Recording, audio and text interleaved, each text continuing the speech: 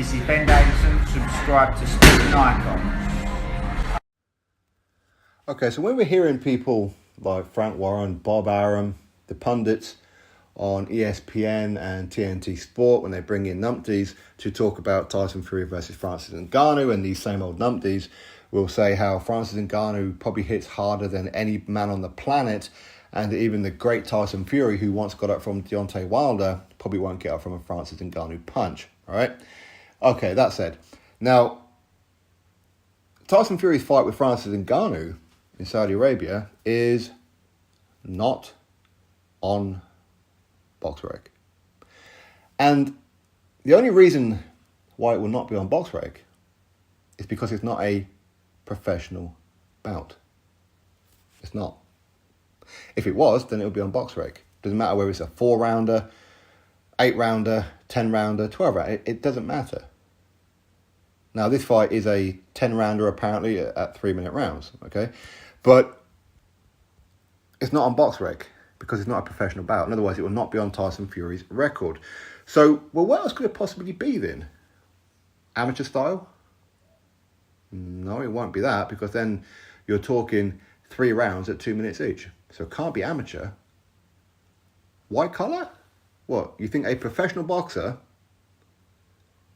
would risk his or her license to fight in a white collar fight? Because they are illegal, right? So therefore, what else could it possibly be? Exhibition is what this fight will be. Exhibition rules. Exhibition rules mean it's a fun, friendly fight, okay? Where usually it's agreed upon, no knockouts. These are pretty much the rules of exhibitions. No knockouts. At times, they will wear bigger, thicker gloves. Other times, they can wear headgear and whatever else, although most exhibitions nowadays, they don't have headgear and whatever else. So basically what I'm telling you is that this fight with Tyson Fury and Francis Ngannou, unless of course we hear something else, is not a professional bout. It is an exhibition.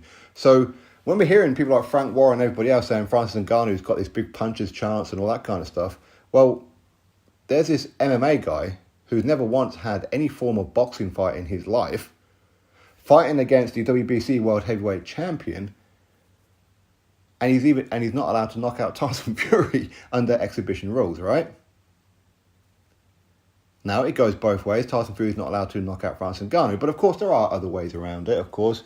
Because it's like pretty much a sparring session, you can repeatedly just hit the body, round after round after round. Eventually, Francis Ngannou will end up quitting. That way you can do it, but what you can't do is go headhunting and knock him smooth out. Unless, of course, it's a quote-unquote accident. Okay? So, no knockouts in this fight.